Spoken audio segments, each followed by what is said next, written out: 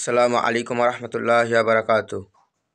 একজন খামারি বা একজন গরুর মালিকের কৃমিমুক্ত করা একটা গরুর অতি জরুরি বা একটা গুরুত্বপূর্ণ কাজ।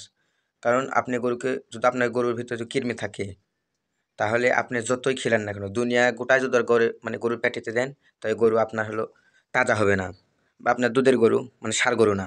আপনি যতই খিলান, খোল ভুসি আপনি যে পরিমাণ খিলাবেন এই পরিমাণ রেজাল্ট আসবে না। আর ষাঁড় গরুর ক্ষেত্রে তেমন গোস্ত লাগাতে পারবেন না, আপনার যে কৃমি থাকে, কলিজা কৃমিটা। তো আমাদের এই গরুটি 15 দিন আগে কেনা হাট থেকে।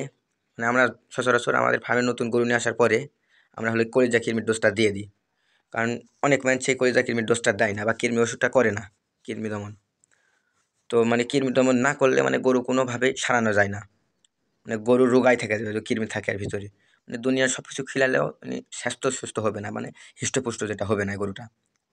দুধের গরু হলে দুধ তেমন পাওয়া যাবে না, কৃমি থাকে। তো আমি সচরাচর ফার্মে নিয়ে আসার পরে বা নতুন গরু নিয়ে আসার পরে এই কলিজা কৃমির ডোজটা দিই। তো এই গরুর ক্ষেত্রে আমি তা করি নাই, কারণ এর গরু আমরা একটু রোগা টাইপের, বেশি রোগা, কৃমির ডোজ দেওয়া যাবে না।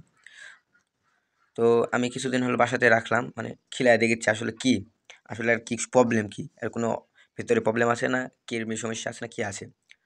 তো আমি দেখলাম যে আর যেগুলো কলিজা কৃমি যেগুলো লক্ষণ, পুরোটাই এর ভিতরে আছে। যেগুলো লক্ষণ আছে সবই এর ভিতরে। কারণ কৃমির প্রথম লক্ষণ হলো আপনার গরু কম খাবে, রুচি কম হবে। আর যতই না খেলেন আপনার গরু মোটা তাজা হবে না। তারপরে আপনার মাঝে মধ্যে পাতলা পায়খানা হবে, এগুলোও হয় গরুর ক্ষেত্রে, এই গরুর। তো তাহলে আমি এই কৃমির ডোজটা দিব। তো আমি ডাক্তারকে বললাম যে আমার একটা গরুর কৃমির ডোজ দেওয়া লাগবে, আপনি একটু আসেন সময় করে। তো ডাক্তার বললো সময় করে বলতে আমি আগামীকালই যাবো নি। তো আমি বললাম তাহলে সকাল সকাল আসা লাগবে কিন্তু। তো তো আচ্ছা যাবো নি, কারণ আমি বিগত যতবার দিছি কৃমির ডোজ, বা আমি কৃমির ডোজটা দিই সকাল সকালে। কৃমির ডোজটা খালি পেটে দিলে ভালো রেজাল্ট পায়, বা এটা আমি এভাবে দিই। এভাবে দিয়ে মার্শাল্লাহ খুব ভালো রেজাল্ট আসে আলহামদুলিল্লাহ।